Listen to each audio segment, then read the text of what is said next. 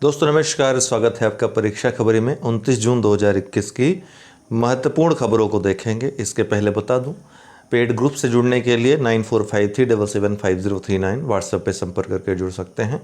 मित्रों, प्रधानमंत्री आवास योजना शहरी, इसके बारे में जान लेते हैं। हाल ही में प्रधानमंत्री आवास योजना शहरी के 6 वर्ष पूरे होने पर आवास एवं शहरी कार्य मंत्रालय द्वारा एक कार्यक्रम का आयोजन किया गया था। इस योजना को 25 जून 2015 को शुरू किया गया था। कब? 25 जून 2015 को। महत्वाकांक्षी योजना है प्रधानमंत्री आवास योजना।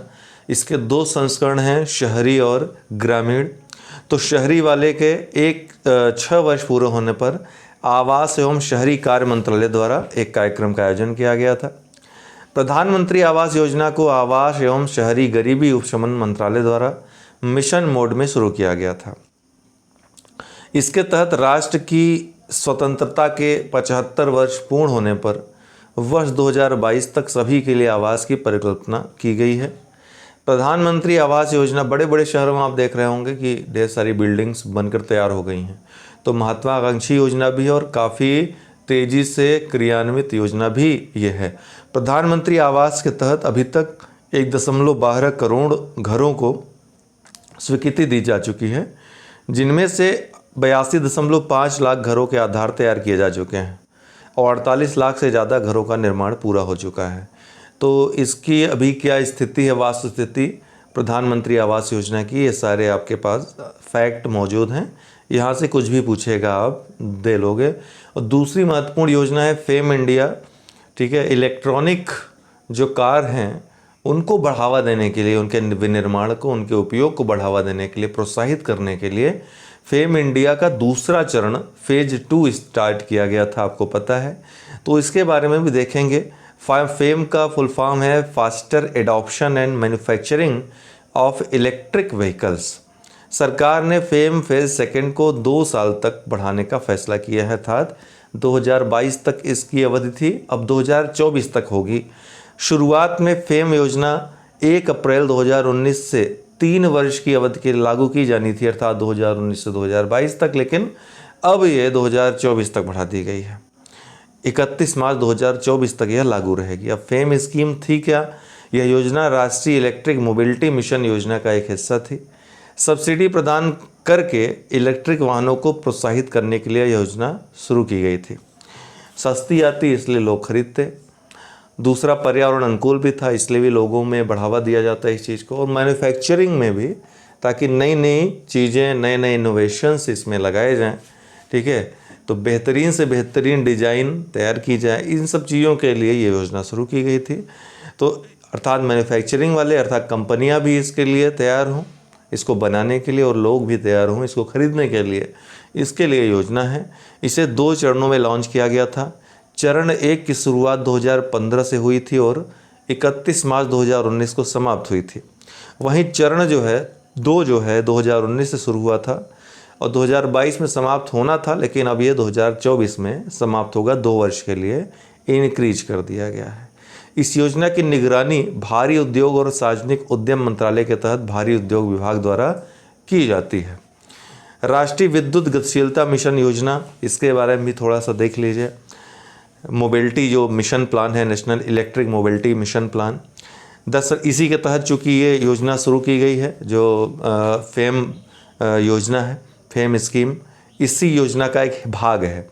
तो इसके तहत सरकार ने पूरे भारत में इलेक्ट्रिक और हाइब्रिड वाहनों की 6 से 7 मिलियन बिक्री हासिल करने का लक्ष्य रखा है। कितना? 6 से 7 मिलियन बिक्री हासिल करने का लक्ष्य रखा है। इस योजना का उद्देश्य हाइब्रिड और इलेक्ट्रिक वाहनों को बढ़ावा देकर राष्ट्रीय ईंधन सुरक्षा, ऊर्जा सुरक्षा और पर्यावरण सुरक्षा तीनों हासिल करना है। ड्रैगन मैन, जिसके बारे में हमने हल्की सी चर्चा की थी, हाल ही में चीन के शोधकर्ताओं द्वारा एक प्राचीन मानव खोपड़ी की खोज करने का दावा किया गया है। यह मानव खोपड़ी पूरी तरह से मनुष्यों की एक नई प्रजाति से संबंधित हो सकती है।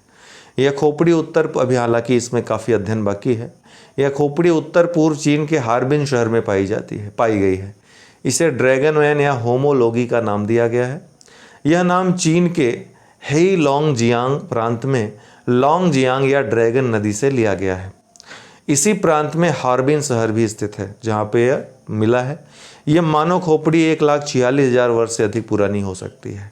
अब यहाँ पर एक प्रश्न आप लोगों से रहेगा कि मानव खोपड़ी कितने वर्ष पुरानी है, इसका पता किस अध्ययन के द्वारा, किस डेटिंग पद्धति के द्वारा लगाया जाता है। ऑप्शन भी दे देता हूँ, कार्बन डेटिंग या फिर यूरेनियम डेटिंग।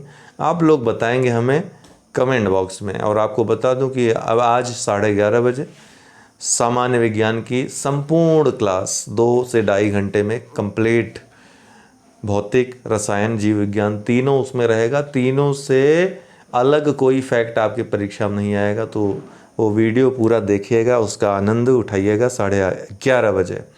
ठीक है। देश की रक्षा क्षमता बढ़ाने की दिशा में एक और उपलब्धि हासिल की है भारत ने। अग्नि प्राइम बैलिस्टिक मिसाइल, जो कि अग्नि मिसाइल का उन्नत संस्करण है, नई टेक्नोलॉजी का इस्तेमाल इसमें हुआ है, उसका सफल परीक्षण किया गया है।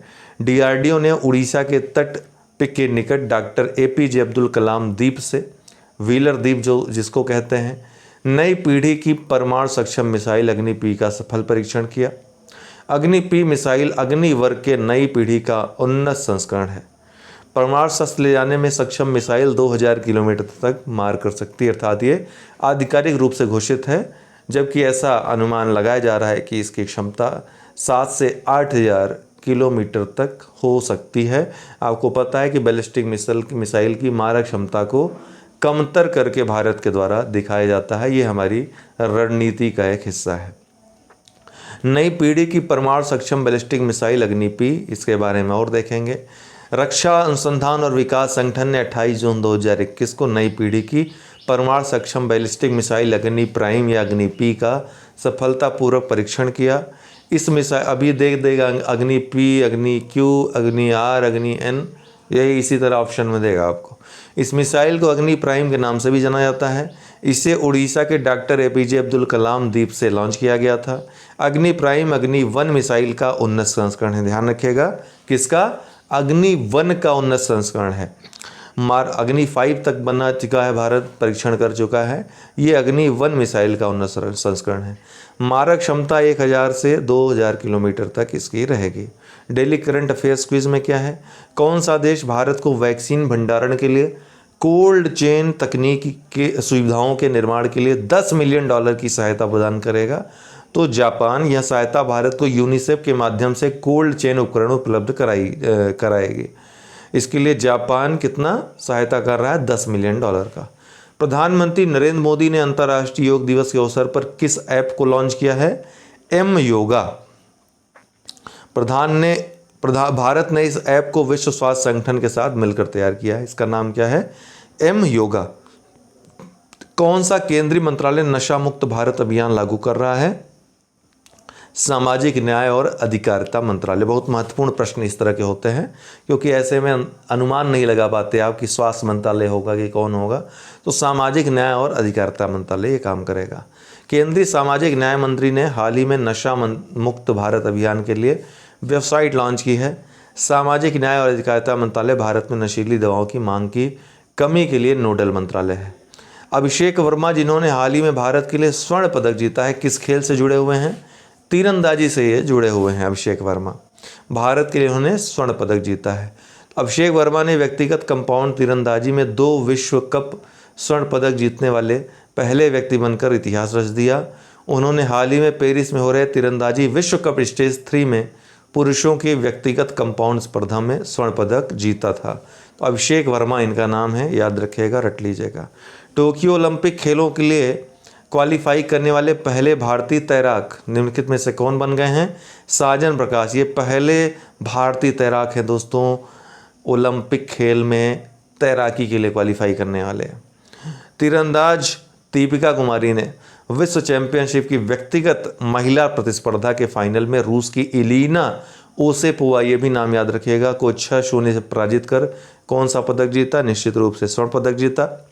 दीपिका कुमारी ने विश्व तीरंदाजी चैंपियनशिप में 3 स्वर्ण पदक अपने नाम किए हैं।